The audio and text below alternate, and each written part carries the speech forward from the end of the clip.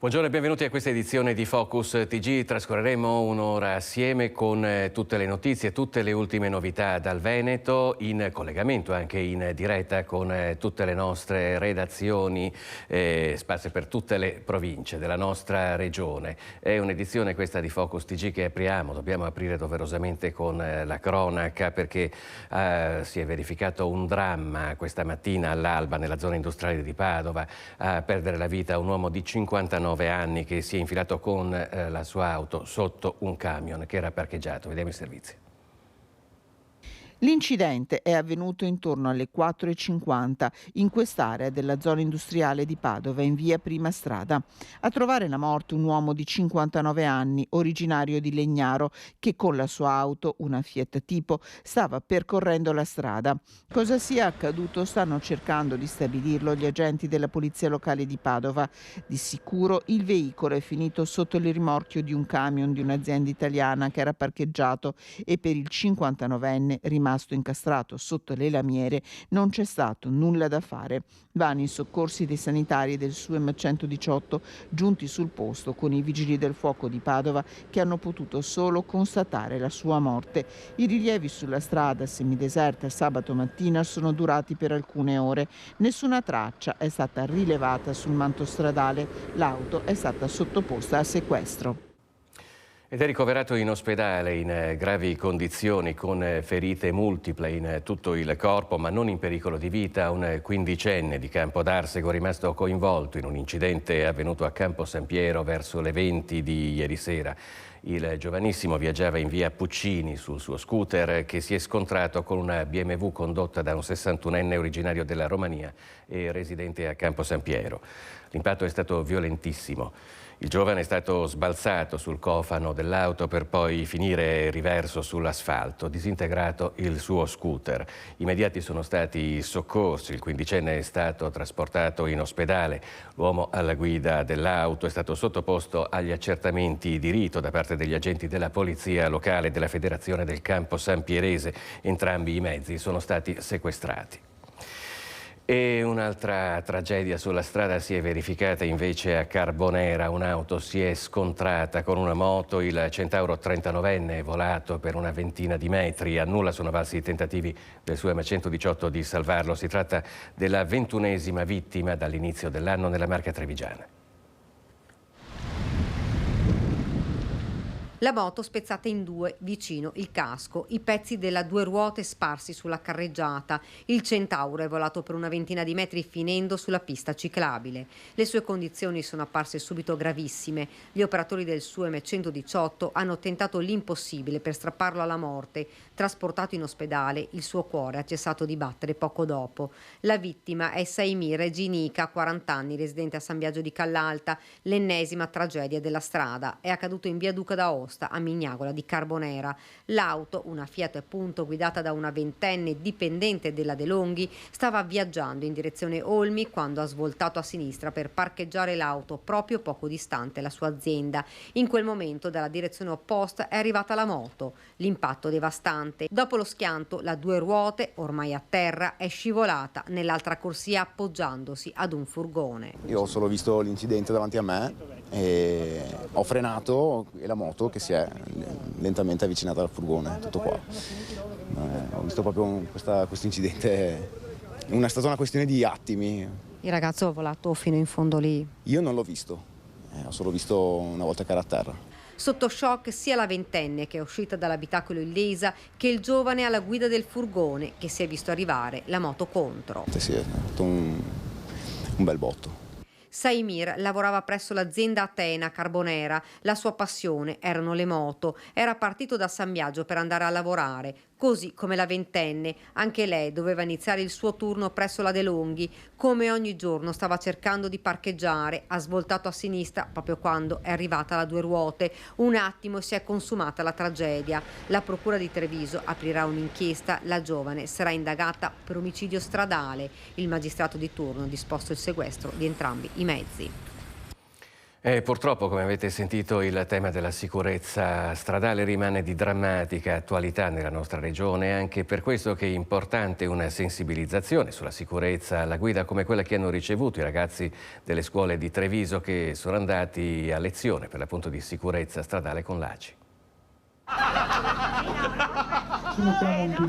La macchina si capovolge, si tratta di un simulatore, ma quello che può accadere in uno schianto tra due auto. Gli studenti hanno sorriso, ma poi hanno riflettuto sulle conseguenze drammatiche degli incidenti. In questo piazzale a San Liberare l'ACI in prima fila assieme agli operatori del soccorso. I giovani sono curiosi, il bello del giovane è che il giovane è curioso di vedere tutto, di capire tutto, di rendersi conto di quali possono essere i pericoli, pur divertendosi con il simulatore crash test di oggi, però hanno anche la necessità, secondo me, di essere responsabilizzati, cioè io devo capire a quale pericolo posso incorrere se mi comporto in un certo modo, cioè per esempio se non uso banalmente le cinture di sicurezza che vanno utilizzate anche nei posti posteriori e molti giovani non le adottano. Guidare con responsabilità, prestare attenzione perché in macchina, in moto o in bici si può rischiare la vita. La tematica della sicurezza abbraccia tutti, abbraccia anche i ciclisti, i pedoni, i monopattisti, abbraccia tutto, quindi adesso noi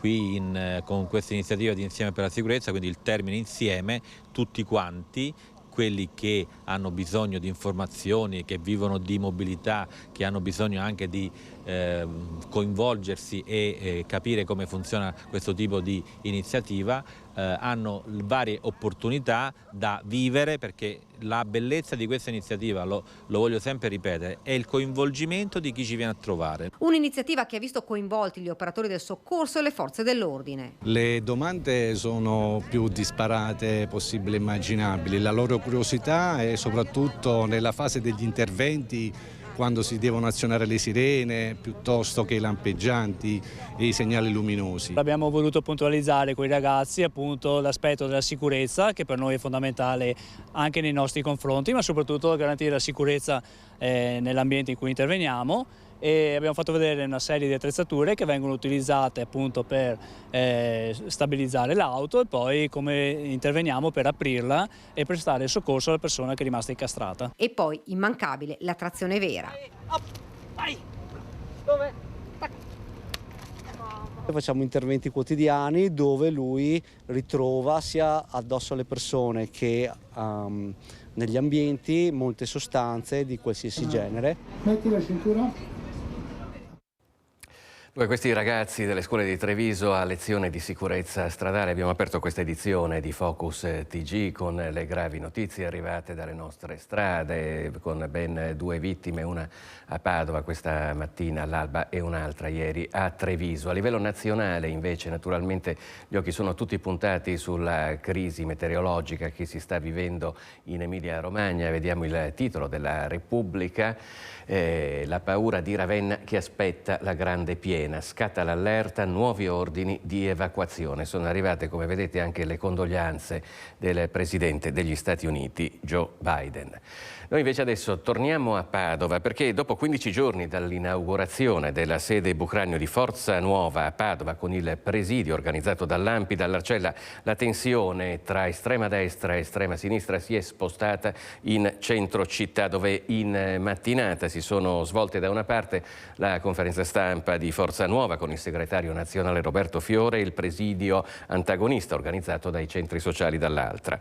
Per sapere com'è andata ci colleghiamo con Chiara Gaiani e Cristian Roque Allende. A te la linea, Chiara.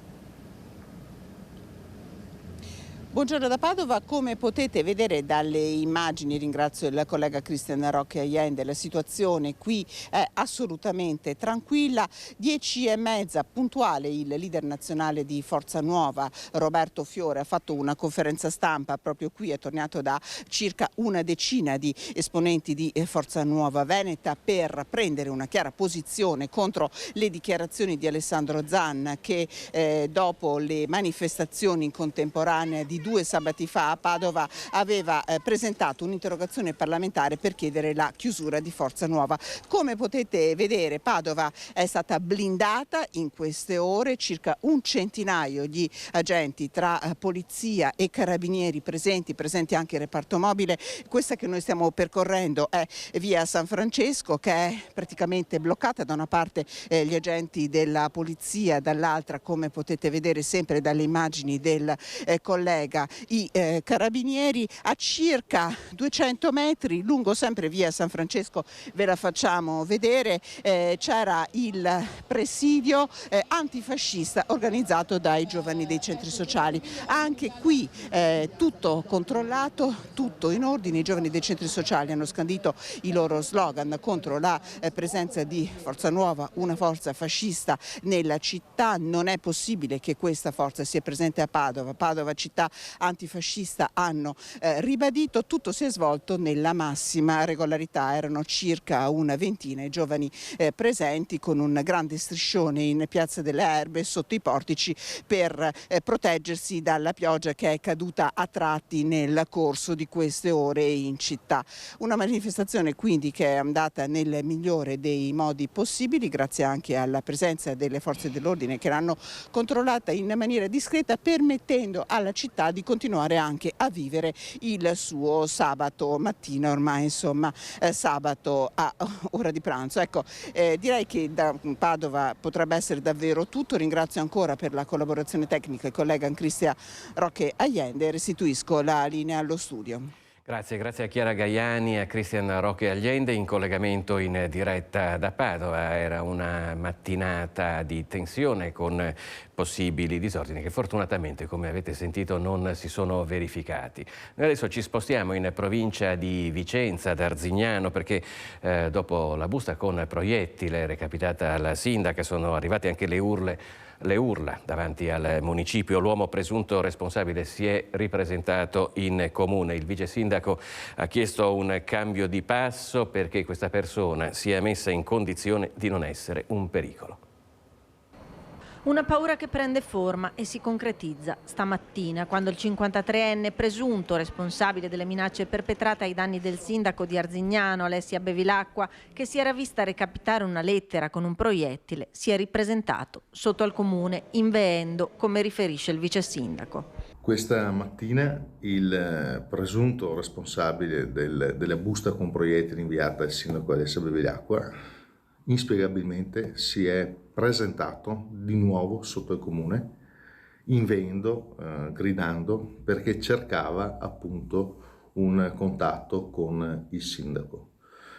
Per fortuna penso le porte fossero chiuse, inoltre ha cercato le automobili del sindaco. La cosa più grave è che Alessia ha dovuto abbandonare la sede municipale e diciamo che è andata in un'altra posizione, in un altro comune, finché non ha un attimino chiarito la situazione, avvisando le forze dell'ordine. Non l'hanno dissuaso i provvedimenti scattati a suo carico, prima la denuncia, poi l'avviso orale emesso dalla questura, oltre ai vari divieti, tra cui quello di possedere armi e liquidi idonei ad arrecare offese alle persone. Ma ora si alza il livello d'allerta e il vice sindaco delegato alla sicurezza chiede un cambio di passo perché l'uomo, già conosciuto in città, sia messo in condizione di non essere un pericolo. Che si agisca il prima possibile, con velocità, con efficacia, perché questo individuo deve essere messo nella posizione di non essere più un pericolo per la comunità e per il sindaco stesso.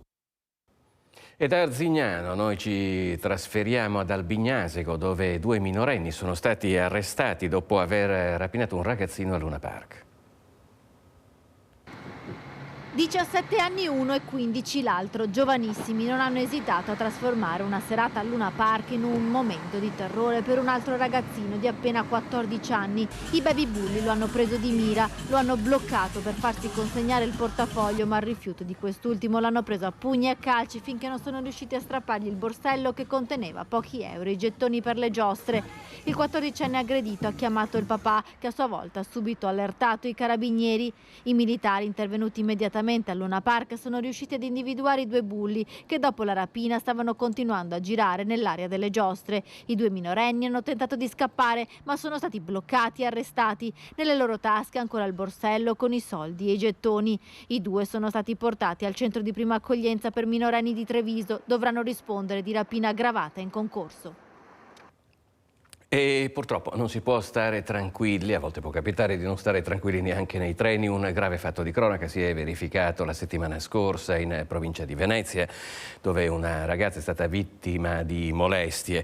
Ebbene, dopo questo episodio noi abbiamo ascoltato il dirigente della Polfer, quindi della Polizia Ferroviaria del Veneto. Noi abbiamo un traffico di persone che viaggiano a bordo dei treni nella nostra regione, parlo soltanto di Mestre e di Venezia Santa Lucia, sono 80.000 persone al giorno più o meno, sono 700 treni che arrivano e ripartono da Mestre, sono 350 treni che invece arrivano e partono da Venezia Santa Lucia, cioè nel corso dell'anno abbiamo milioni di persone. Proprio alla luce di questi numeri, il dirigente della Polfer del Veneto evidenzia come l'episodio di molestia avvenuto nei giorni scorsi a bordo di un treno regionale a danno di una ragazza, il cui aggressore è stato poi preso in poco tempo anche grazie ai social, sia in realtà un episodio abbastanza isolato. Inquadrando questi fatti in questo contesto più generale ci rendiamo conto che chiaramente è una cosa da attenzionare, però numericamente ecco, non appare come un vero e proprio allarme. La Polfer vuole rassicurare soprattutto le donne che dopo gli episodi di molestie avvenuti anche in altre città si sentono poco sicure, dando loro dei consigli. Bisogna anche considerare il contesto generale per dire che nelle stazioni dove la Polizia Ferroviaria è presente, indubbiamente la nostra presenza di fatto previene per la maggior parte dei casi l'accadere di questi fatti delittuosi. C'è tutta un'attività magari che la donna può cercare di individuare prima che accade e in quel momento mettersi nelle condizioni di essere aiutata, segnalando che sta subendo un disagio, che c'è un'attenzione assolutamente non voluta da parte di una persona. E poi specialmente una volta fatto questo, quindi richiamare l'attenzione di qualcuno su di lei, chiamare chiaramente l'intervento delle forze dell'ordine. Voltiamo pagina perché la protesta degli studenti universitari accampati con le tende di fronte all'università per protestare contro il caro affitti per ora si ferma. Gli studenti che da 11 giorni inscenavano questa protesta hanno avuto occasione di incontrare il ministro a Verona.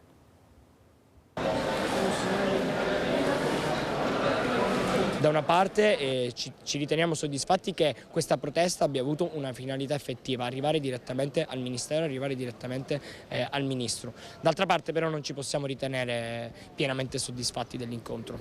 Hanno richiuso le tende i ragazzi dell'UDU che da 11 giorni stavano protestando sotto i portici del Palazzo del Bo. Oggi a Verona una delegazione veneta ha incontrato il ministro dell'Università Anna Maria Bernini. Un incontro di un quarto d'ora dove il ministro ha spiegato che parte dei fondi del PNRR verrà utilizzato per finanziare un bando per la costruzione di studentati privati che garantiranno almeno un 15% di posti sul totale dato in gestione agli enti regionali per il diritto allo studio.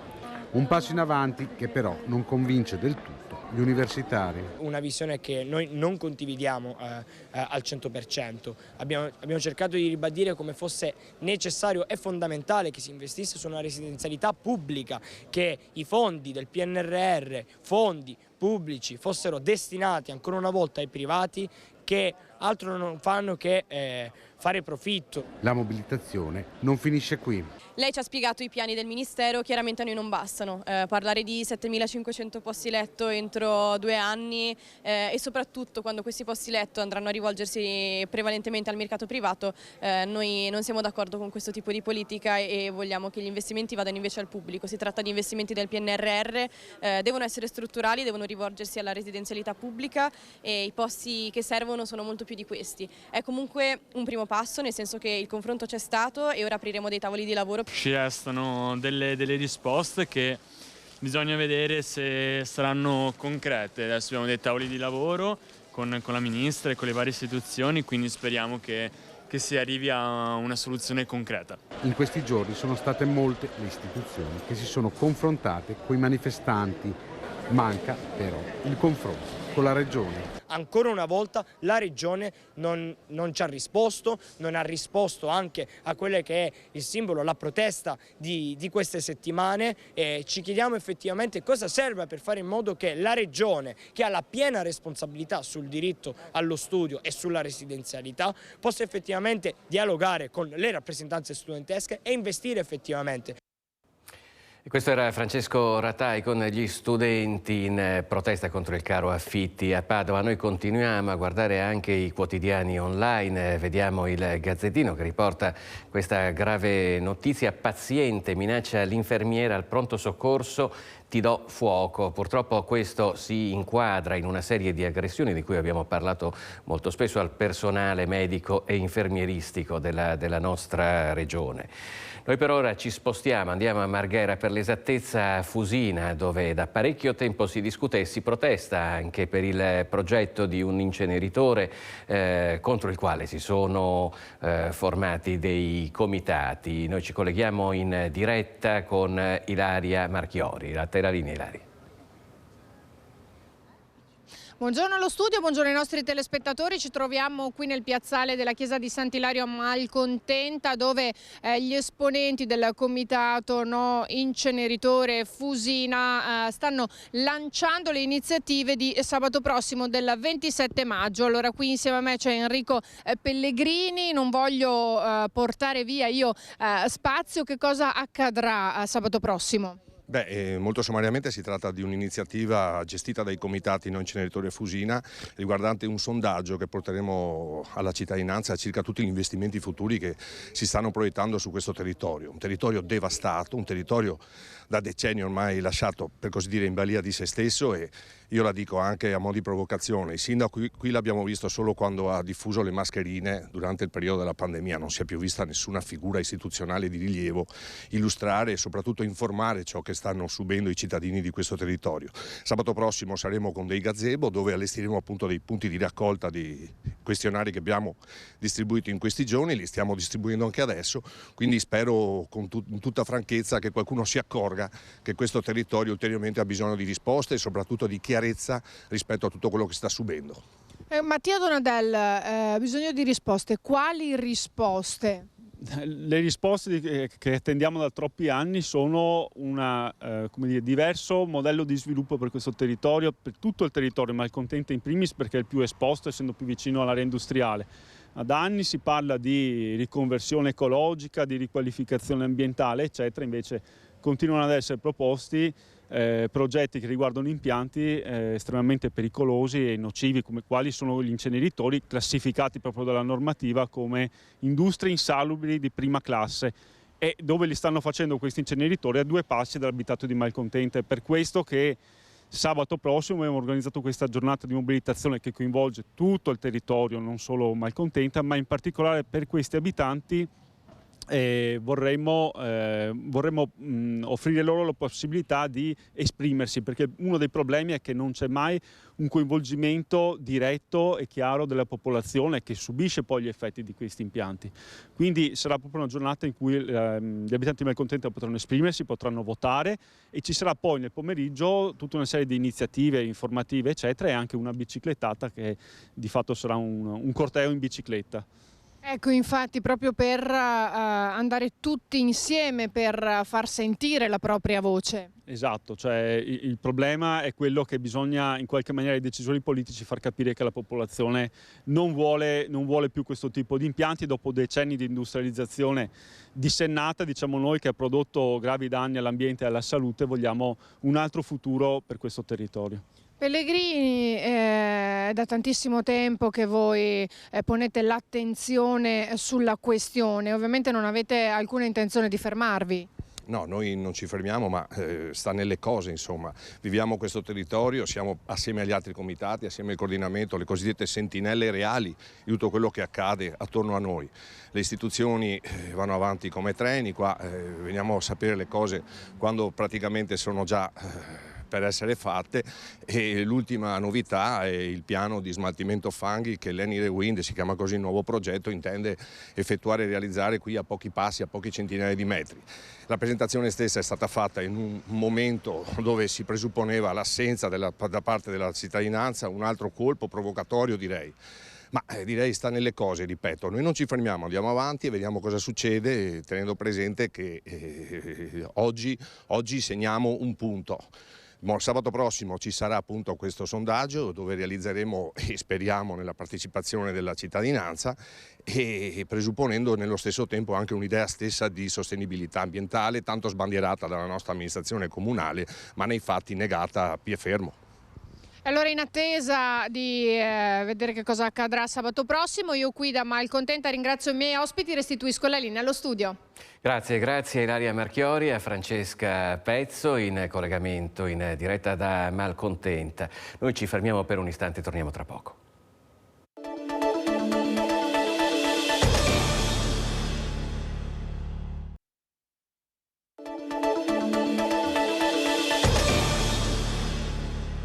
Bentrovati in diretta con Focus TG, ora parliamo di economia perché c'è un rischio che sta correndo tutta la regione ed è quello del calo della forza lavoro, un fenomeno che riguarda tutto il Veneto, che rischia di compromettere la tenuta dell'intero sistema economico e sociale della nostra regione. La CISL, secondo uno studio della CISL, nella sola Marca trevigiana tra 15 anni mancheranno circa 50.000 lavoratori.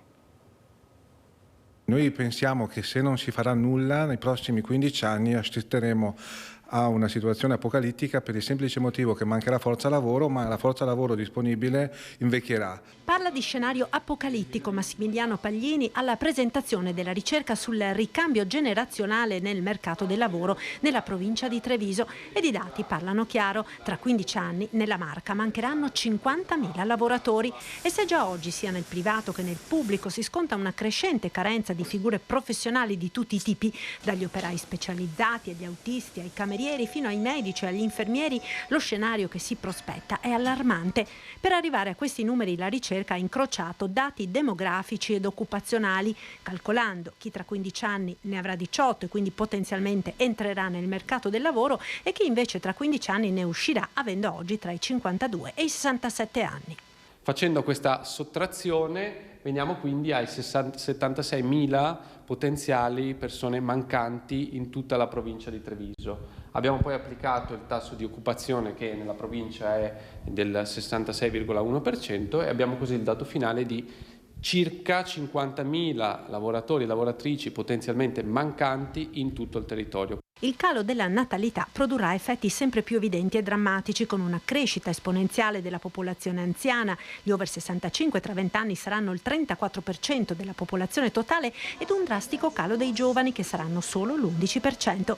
Necessari, secondo la CISL, interventi rapidi. Innanzitutto con un intervento strutturale, quindi rafforzando le politiche al sostegno alla famiglia, alla natalità, alla parità di accesso al lavoro, con lavoro stabile e a tempo indeterminato per le persone, donne e uomini che decidono di investire nella carriera professionale, ma parallelamente si deve fare un intervento rapido, urgente sull'arrivo di lavoratori dall'estero, per il semplice motivo che se anche funzionassero le misure sulla natalità e il sostegno alla famiglia ci vorranno 20 anni perché questo funzioni. Bisogna superare la logica della propaganda e gestire i flussi migratori con intelligenza.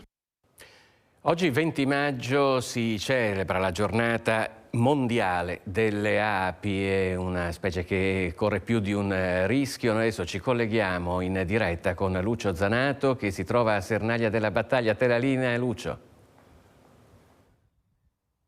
Sì, buongiorno ai telespettatori di Rete Veneta, buongiorno Filippo. In realtà mi trovo a San Vigilio, alla chiesa di San Vigilio, quindi comune di Farra di Soligo, qui vicino a Sernaglia. Sono con Stefano Del Colle, presidente di APAT, cioè degli apicoltori veneti, e siamo qui in questa zona qua perché oggi ci sono state una serie di premiazioni di diverse scuole da parte di Savno per delle iniziative dedicate proprio alle api, ma in genere agli insetti, perché c'è una diversa sensibilità soprattutto dalle giovani generazioni.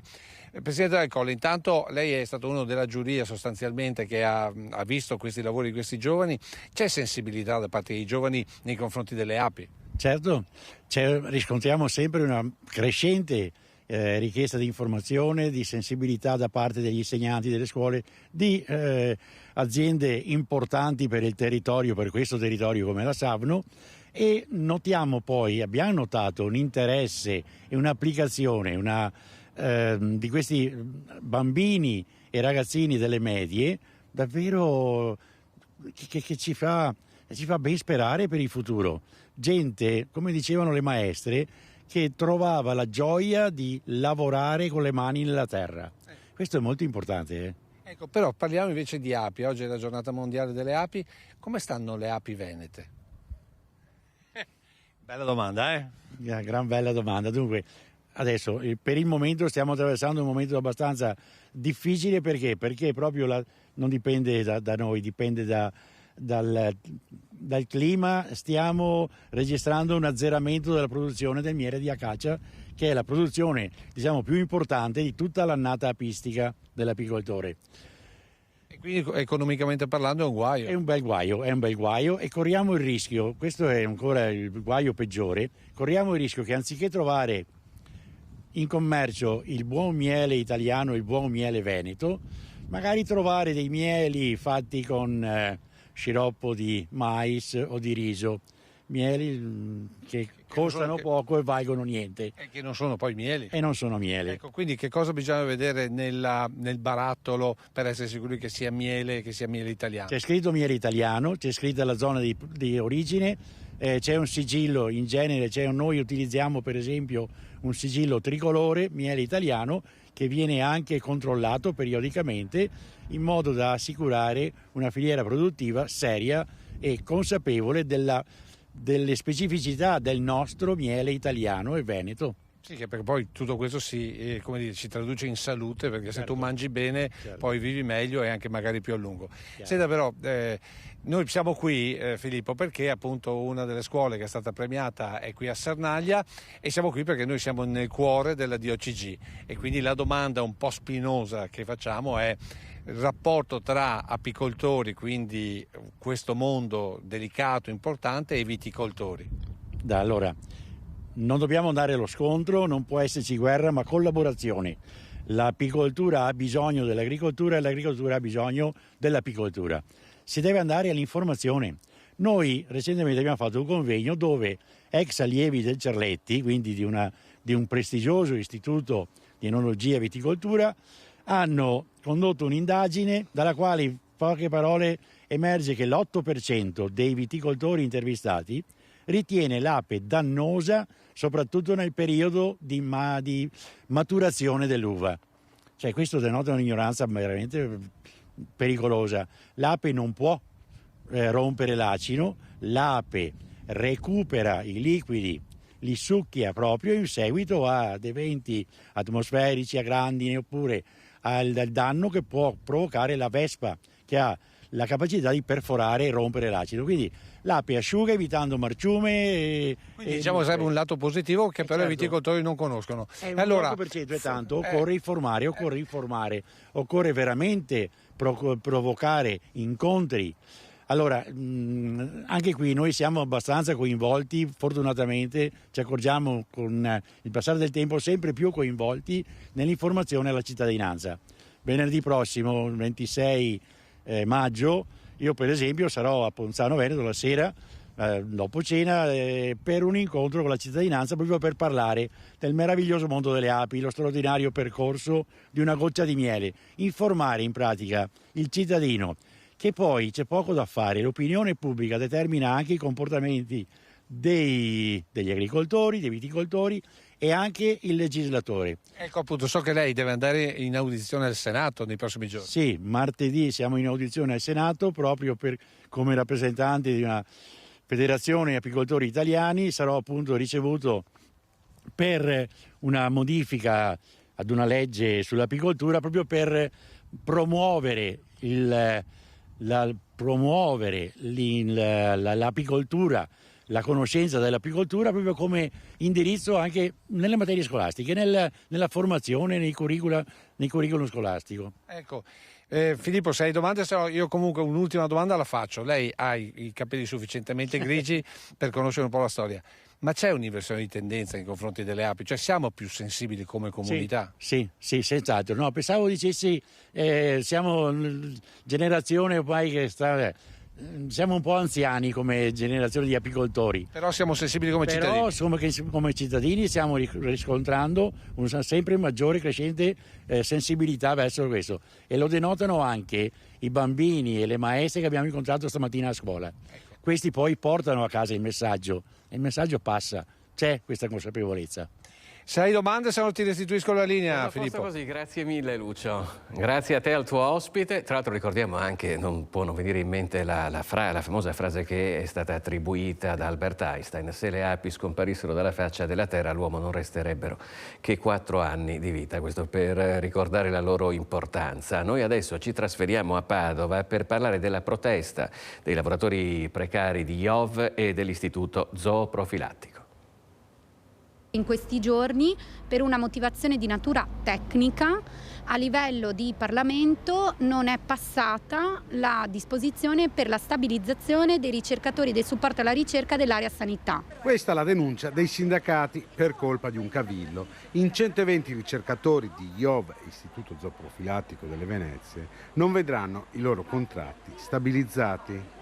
Noi pensiamo e chiediamo veramente a tutti un aiuto, anche al Veneto, anche alla Presidente Zaia, che si faccia portavoce in Consiglio Stato Regioni e anche direttori scientifici, di dire che questa cosa è inammissibile. La delusione è tanta da parte dei lavoratori precari.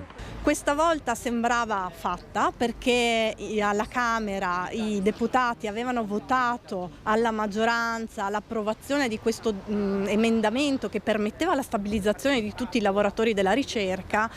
Sinceramente è stato stralciato questo emendamento per una pura questione tecnica e ha lasciato nell'amarezza moltissimi lavoratori che effettivamente l'unica cosa da dire era ci speravano moltissimo. La ricerca pubblica in Italia rischia di perdere centinaia di addetti. Ci sono persone che hanno anni e anni di precariato alle spalle. Io a questo punto quasi quasi potrei dire che sono tra quelli che ne ha meno alle spalle, perché comunque ci sono appunto dei colleghi che arrivano a 25-30 anni di precariato.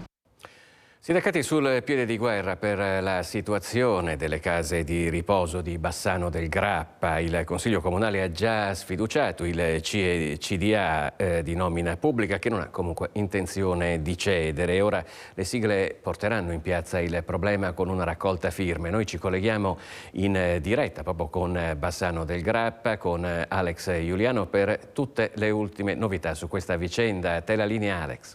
Un buongiorno allo studio, un buongiorno ai nostri telespettatori. Siamo in via Verci a Bassano del Grappa perché ci sono novità importanti per quello che riguarda il percorso avviato dalle sigle sindacali in maniera unitaria per salvare le case di riposo ISAC di Bassano.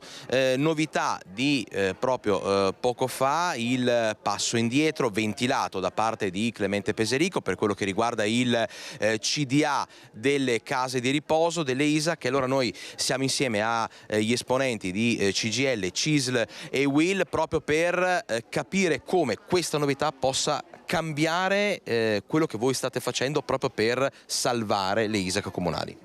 Buongiorno, per quanto ci riguarda questa è una novità importante.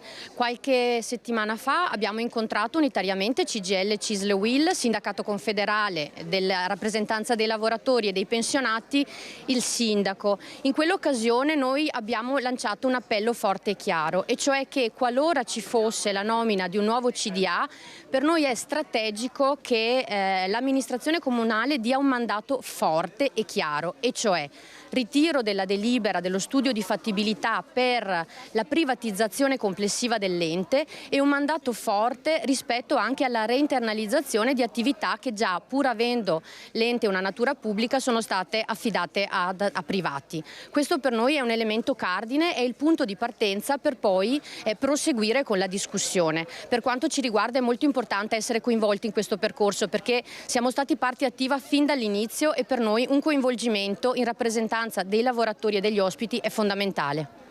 Ecco, alle mie spalle vedete una raccolta firme, un banchetto proprio per andare a toccare quelli che sono i temi importanti di questo percorso promosso, sostenuto dai sindacati, quindi la tutela dei lavoratori, la tutela degli ospiti, ma anche, diciamo, lo stop a questo processo di privatizzazione. Come stanno andando le cose, come sta rispondendo la cittadinanza? Abbiamo visto tanta gente ai banchetti.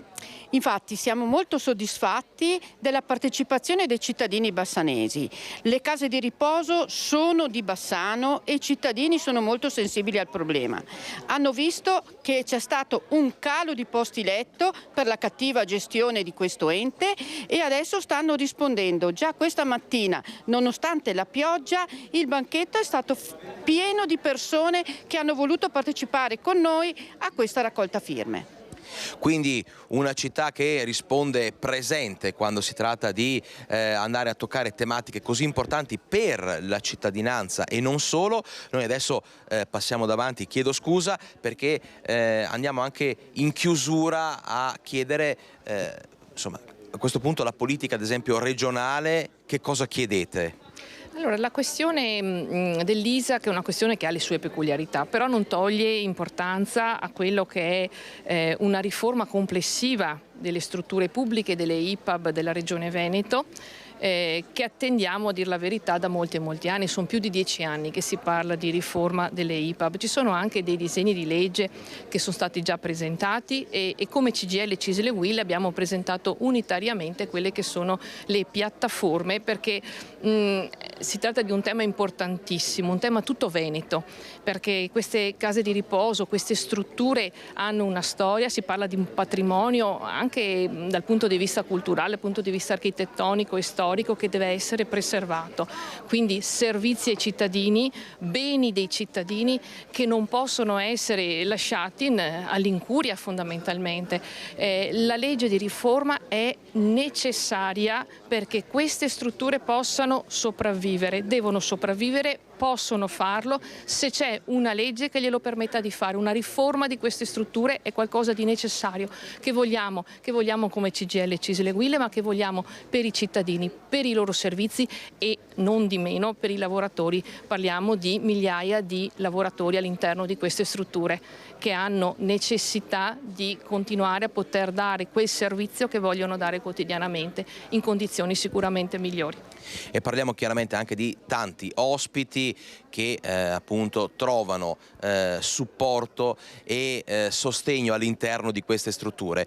Da Bassano del Grappa, da Via Verci, con, lo ripeto, alle mie spalle il banchetto per la raccolta firme, un banchetto che sarà presente a Bassano per 5 giornate di mercato consecutive. È tutto e noi restituiamo la linea allo studio. Grazie ad Alex Giuliano e a Renzo Rigon da Bassano del Grappa. Noi ci fermiamo un istante, ci rivediamo tra poco.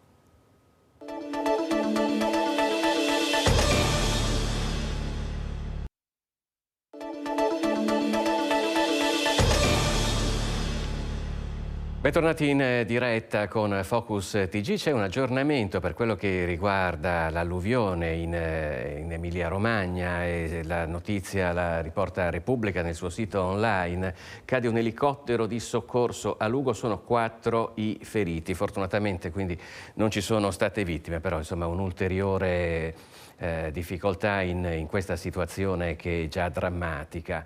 Proprio per la grave situazione in Emilia-Romagna è stato sospeso e rimandato lo sciopero dei lavoratori aeroportuali del Veneto, però la tensione rimane sempre molto alta, soprattutto al Marco Polo di Venezia. Può capitare anche di giornate con addirittura 14 ore di lavoro e senza stacco, proprio perché mancando personale e avendo l'esigenza di coprire i voli, il personale salta da un aereo all'altro senza mai fermarsi e andando anche a scaricare i bagagli. Lavoratori aeroportuali con una paga da fame, con turni massacranti e senza un futuro sereno, denunciano CGIL, CISL, UIL e UGL che, vista l'emergenza in Emilia-Romagna, hanno soltanto rimandato la giornata di sciopero del trasporto aereo del Veneto. Una protesta che rimane in piedi, dai pesanti carichi di lavoro sotto il sole e sotto la pioggia per gli addetti al carico-scarico bagagli, a rischio aggressioni per chi lavora al bancone del check-in. Secondo il sindacato circa 2 al mese al Marco Polo di Venezia, ad opera di passeggeri che il boom dei voli low cost ha abbassato di livello e che di fronte ad un problema può avere reazioni scomposte. Qui abbiamo uno stipendio medio di 1.400 euro. Questi sono per il personale che lavora a tempo pieno. Invece abbiamo dei stipendi più bassi, naturalmente, per chi è a tempo parziale. Il benessere che il turismo dovrebbe portare a Venezia, secondo i sindacati, all'aeroporto è solo di passaggio. Qui si lavora tanto e si guadagna poco e chi può cambia occupazione non appena se ne presenta l'occasione, in un contrasto stridente tra l'agiatezza del turista e le ristrettezze di chi col turismo lavora. Essendoci poco personale, vengono richiesti spesso mancati riposi e quindi le persone non beneficiano della salute e del lavoro. È vero che molti cercano di andarsene e che siamo sotto organico all'aeroporto? Siamo sotto organico, non si trova gente, il mancato investimento sui lavoratori genera un problema cronico e grave. E ora ci colleghiamo con Vicenza, dove c'è Luisa Bertini per raccontarvi una storia a lieto fine che ci rimanda alla Dunata Nazionale degli Alpini che si è svolta, come sapete, a Udine, perché gli alpini sono stati in prima linea anche per quello che riguarda i soccorsi. Un uomo che si era sentito male è stato soccorso e salvato proprio dagli alpini di Vicenza, ma chiaramente tutta la vicenda ce la facciamo raccontare da Luisa Bertini in diretta. Sì, buongiorno a voi, buongiorno ai nostri telespettatori. Siamo in compagnia di Maurizio Gambaretto, caposquadra della sanitaria ANA Vicenza, tornato da pochi giorni da quella che è stata la grande adunata nazionale di Udine, in cui ancora una volta gli alpini sono stati protagonisti non soltanto per la festa ma proprio per dimostrare la concreta vicinanza con le persone e il soccorso, perché voi siete stati impegnati anche in un soccorso. Sì. Ci racconta cosa è successo? Sabato scorso un signore che stava partecipando alla festa si è accasciato al suolo improvvisamente e un'infermiera che era nei paraggi l'ha soccorso immediatamente. Ha allertato la squadra sanitaria che era a 20 metri, i quali sono intervenuti immediatamente praticando il massaggio cardiaco e la ventilazione assistita. Sono state applicate le placche del defibrillatore, è stato defibrillato, nel frattempo è arrivato il 118. Un nostro collega è salito in ambulanza assieme al personale del 118, continuando a praticare il massaggio cardiaco, è stato portato in ospedale per le cure del caso e fortunatamente il signore ne è venuto fuori e sta bene. Voi adesso siete ancora in contatto con questa persona, l'avete salvato, è quello che lei definisce un intervento di una squadra congiunta, perché chi è intervenuto? Esattamente, praticamente nella squadra c'era un collega di Vicenza, un collega di Padova, uno di Bergamo e uno di Torino. È importante perché si lavora in sinergia, si fanno esercitazioni congiunte in modo tale da poter lavorare appunto in maniera perfetta e appunto in sinergia. E dietro le penne nere in realtà ci sono tante squadre specializzate, oltre a quella sanitaria quali altre squadre ci sono? All'interno della protezione civile dell'ANA, oltre alle squadre sanitarie, ci sono le squadre cinofile, logistiche, alpinistiche, idrogeologiche e le squadre antincendio. Ecco, la vostra sanitaria fa capo all'ospedale di Bergamo. Sì, noi facciamo parte del GIMCA, dell'ospedale da campo di Bergamo, purtroppo conosciuto solo al momento per per la pandemia che c'è stata nel 2020. Ecco, io ringrazio il signor Gambaretto che ovviamente ci ha portato una storia di umanità e di salvezza, ricordando che appunto gli alpini sono sempre in prima linea, e restituisco a voi la linea allo studio. Grazie a Luisa Bertini e a Simone Squarcina in collegamento da Vicenza. Noi rimaniamo in provincia di Vicenza, andiamo ad Asiago dove è tornata la grande erogazione, migliaia in pellegrinaggio fra boschi e prati dell'altopiano dall'alba al tramonto. Migliaia in cammino con la pioggia e con il sole fra boschi e prati fioriti di Tarassaco dell'altopiano dei 7 comuni. È la grande erogazione di Asiago che da secoli porta ogni anno le genti altopianesi a rinsaldare il rapporto con la divinità e con la comunità, nel nome di una scampata pestilenza del XVII secolo. Le erogazioni infatti erano un tempo diffuse in tutto il Veneto ed erano un retaggio dell'antichità per chiedere buoni raccolti attirando la protezione divina sull'acqua, sul lavoro dell'uomo e sui frutti della terra. Ad Asiago queste richieste, appunto rogazioni, sono diventate un appuntamento imperdibile per la gente di tutto il comprensorio che questa mattina si è svegliato prima dell'alba per la partenza dal Duomo cittadino. Il percorso di oltre 30 km porterà migliaia di giovani anziani, uomini e donne a camminare per 13 ore fra prati fioriti e boschi dell'area parrocchiale di Asiago, dal centro storico al Lazzaretto, dal Caberlaba a Canove, a Camporovere sul Monte B, fra canti e preghiere, momenti di liturgia e altri dedicati alla convivialità, con l'antica tradizione dello scambio di uova decorate fra promessi sposi. Fazzoletti rossi al collo, lo stendardo in prima fila, gambe buone e un senso incrollabile di comunità trasformano la grande erogazione in una parentesi fuori dal tempo che assorbe l'intera attività di Asiago e dintorni. Ma attenzione, non è una scampagnata, neppure un trekking o una passeggiata di salute. È l'uomo che guarda il sacro attraverso la natura e il suo prossimo, ancora e ancora. Arriva dall'UNESCO un riconoscimento per il Vajont, un modo in più per non dimenticare il disastro che si verificò il 9 ottobre del 1963. Nei 60 anni dalla tragedia del Vajont arriva un altro significativo riconoscimento. L'Italia ha infatti da oggi 2 nuove importanti iscrizioni nel registro internazionale del programma UNESCO Memory of the World e una è per l'archivio processuale del disastro della diga del Vajont. È un riconoscimento importante dell'UNESCO, di un programma dell'UNESCO che si chiama Memorie del Mondo. Inserisce dentro un registro, un elenco, documenti, archivi e patrimoni documentali che l'UNESCO riconosce essere testimonianza di una memoria eccezionale e del mondo. Questo riconoscimento comunque non rappresenta un punto di arrivo sotto l'aspetto formale, ma rappresenta un punto di partenza per quello che riguarda le attività della Fondazione.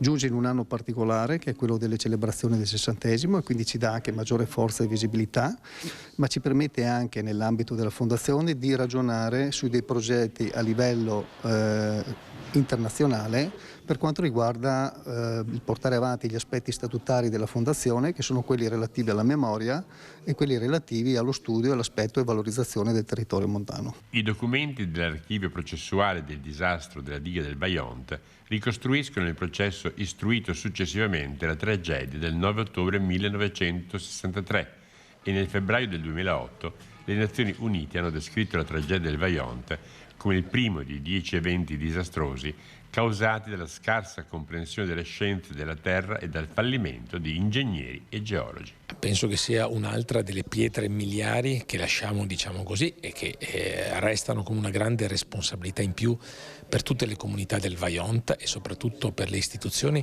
che avranno un po' il dovere di perorare la memoria anche attraverso questo importantissimo riconoscimento.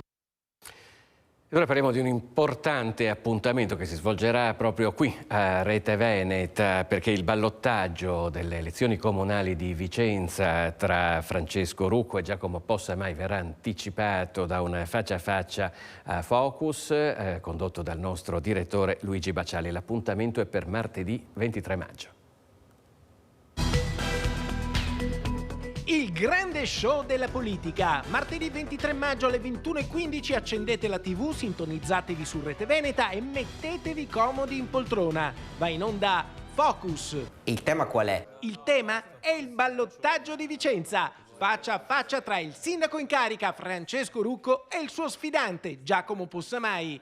Arbitro della sfida il direttore Luigi Bacialli. Si prevedono scintille tra i due candidati come l'ultima volta che si sono incontrati negli studi di Rete Veneta. 10 anni ed eri capogruppo del PD, ti ricordo. Sindaco, non ti ho mai ricordo che eri capogruppo del PD. Non ti ho mai interrotto. No, sempre sei sceso da Marte, Sindaco, perdonami, giusto che i cittadini sappiano. Sempre stato sulla terra. A confronto, due idee di città diverse che potranno essere valutate dai vicentini e dai nostri telespettatori. Da una parte Francesco Rucco, candidato civico, sostenuto da Fratelli d'Italia, Lega e Forza Italia. Al primo turno si è fermato al 44,06%, ma la sua lista è stata la forza politica più votata in assoluto a Vicenza. Dall'altra parte Giacomo Possamai del Partito Democratico a tirare una coalizione di centrosinistra che al primo turno è arrivata al 46,23%. La data del ballottaggio è fissata. I vicentini hanno ben presente.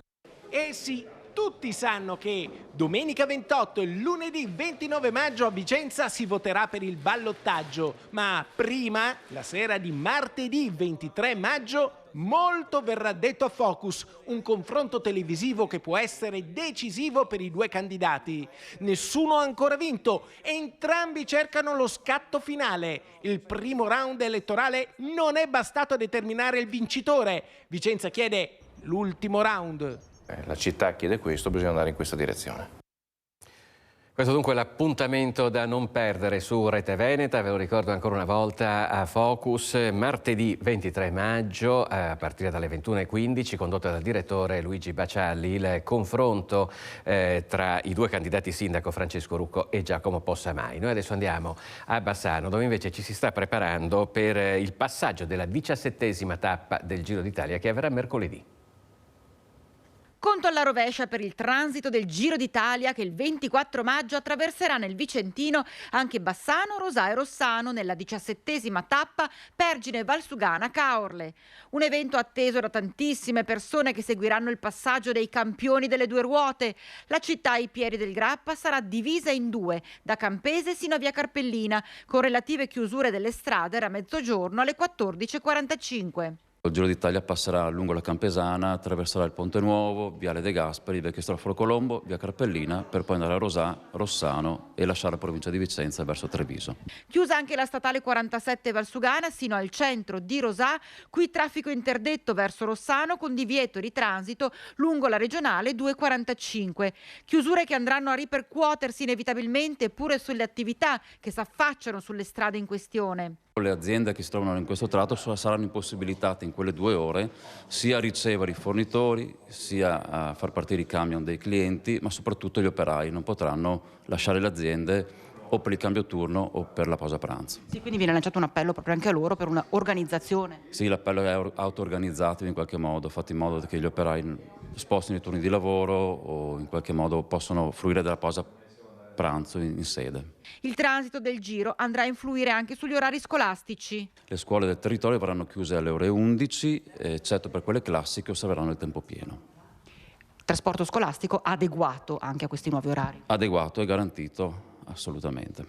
E allora non resta che attendere il passaggio del flusso rosa.